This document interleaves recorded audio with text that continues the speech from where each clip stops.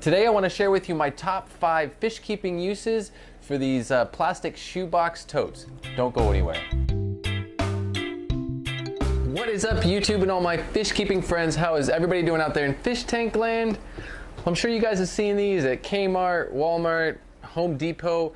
These are your classic plastic tote. This is considered to be for shoes. It's a shoebox tote. It's 6 quarts. It's got an opaque lid. You can get these with a clear plastic lid if you would like, but I use these for a lot of different things in my fish room. I want to show you guys my top 5 uses for them, and stick around because I want to share with you how I set up a cycled aquarium in one of these totes. And after that, I'm going to do a little bit of a fish room update and show you guys what I got going on with the blue Tetras. So we're going to go ahead and start with number 5 and work our way up to number 1. Use number 5 is to keep fish food dry and safe. These are really nice. The lid is not completely air dry, but it's good for keeping little critters out and stuff like that. And on top of that, you can use them to keep fish supplies as well. Use number 4 for these little plastic shoebox containers is immersed plant growth. I love to use these with a little bit of substrate. You can use peat moss, you can use coconut coir, you can use organic potting soil, or even buffered substrates like fluval stratum and ADA, Eco-Complete. And if you get the ones with the clear plastic lids, you can put lighting over the top of them, and it works great for growing out plants immersed. Use number 3, and one of my favorite uses, is using these totes for fish in plant quarantine. These are perfect for putting fish in here under quarantine, individual fish, medicating fish in here with a little air stone, something like that.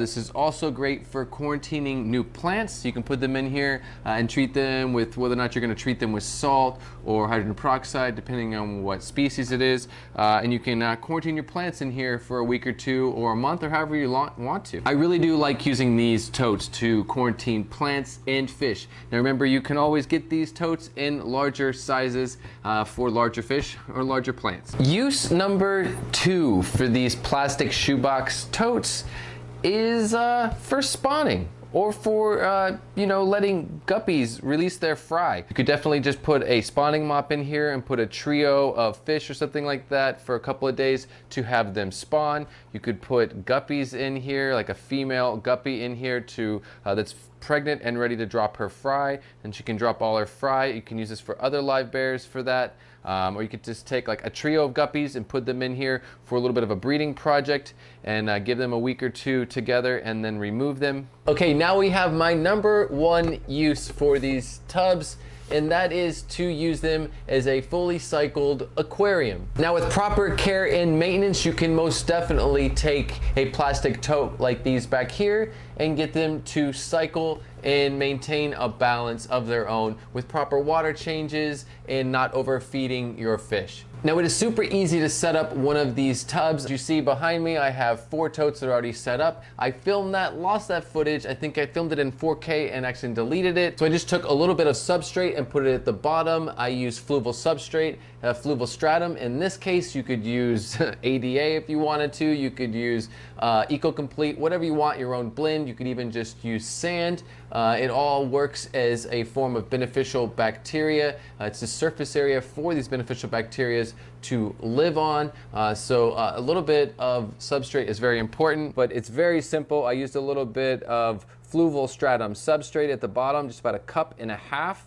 I have a piece of subwassertang, came from a plant quarantine tank, and then I have 1.5 ripped up almond leaves in here with RODI water.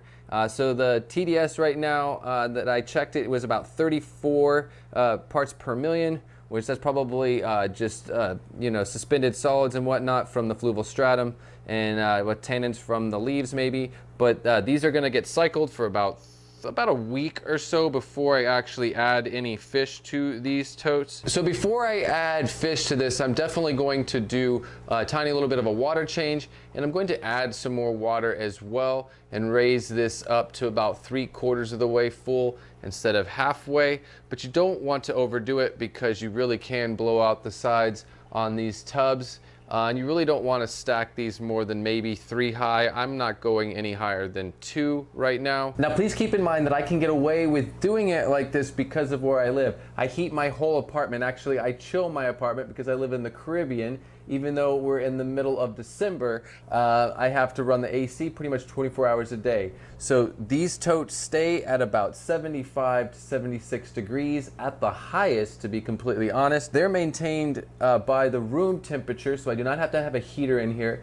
These do not have filters in here because I'm working with betta fish and I'm working with killifish in here. Once I put fish in here, I will be doing water changes about every 3 days. At least twice a week there will be partial water changes to these totes because there is no filtration. Please don't forget that the subwasser tang in these totes as well as the leaf litter in the substrate all act as filtration as far as I'm concerned.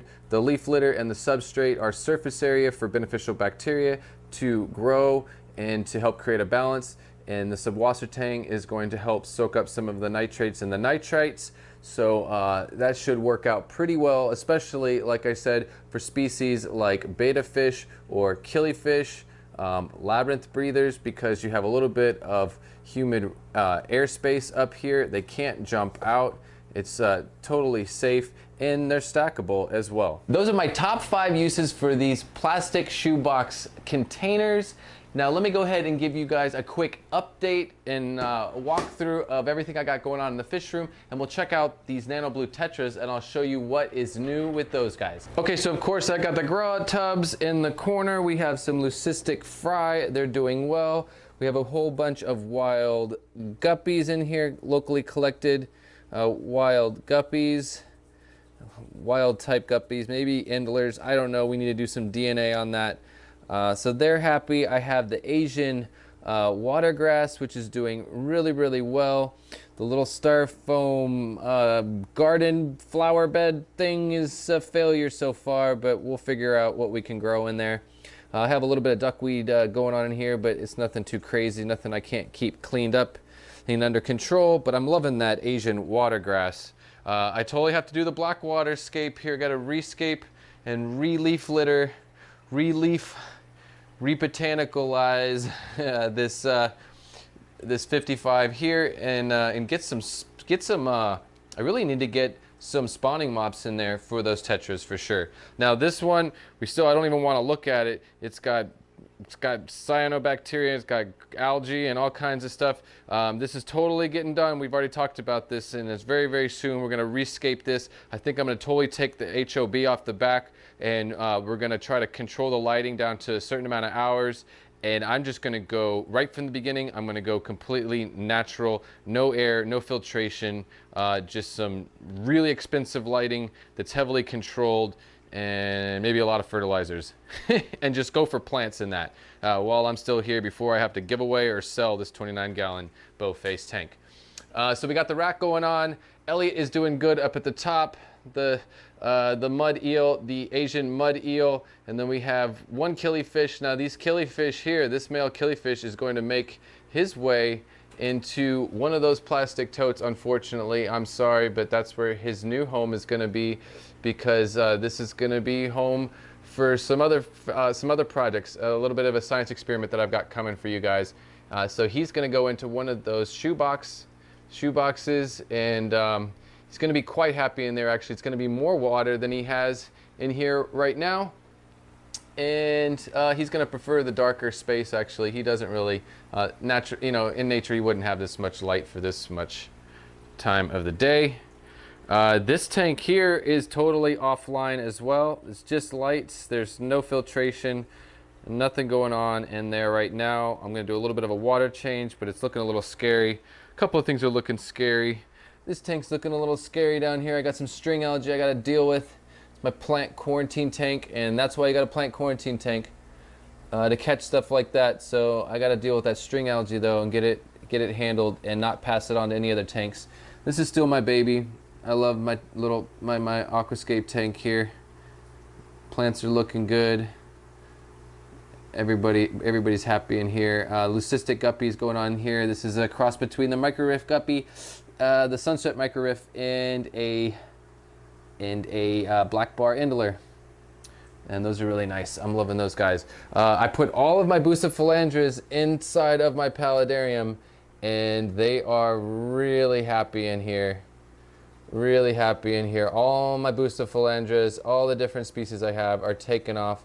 You can see all that new growth, all that light green new growth just blowing up as soon as I pulled them out of the water and I put them immersed or emergent in this paludarium. They've gone crazy. And these guppies, keep in mind, I've never added or taken away any guppies from this colony.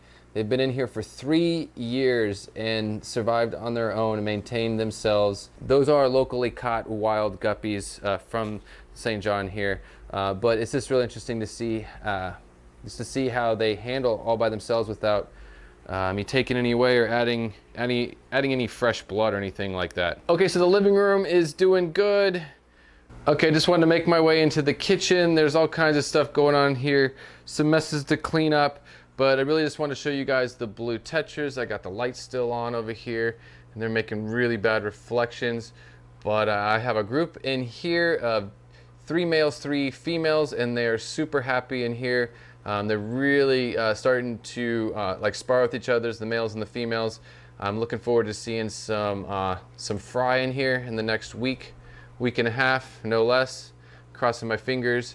This tank is gone crazy. You can see all of the adolescent fish in here, all the fry, fish of all different sizes, and there's plenty of fry up there at the top. As you can see, all kinds of little fry at the top. This is actually tank number 2. The first one was 3. So you have tank number 1 to, what do we got? Tank number 1, tank number 2, and tank number 3. And this is tank number 2, and there's fry like crazy at the top, all over the place. This started out with 4 fish, 2 males and 2 females, and there is easily 200 fish in here. So there's definitely a lot going on in here with these blue Tetras. I've got 4 tanks. I got this 4th tank set up down here with 3 females and 1 male, and we'll see how that goes. This tank has got a little bit of shrimp left in it, but I need to go ahead and get these shrimp out of here.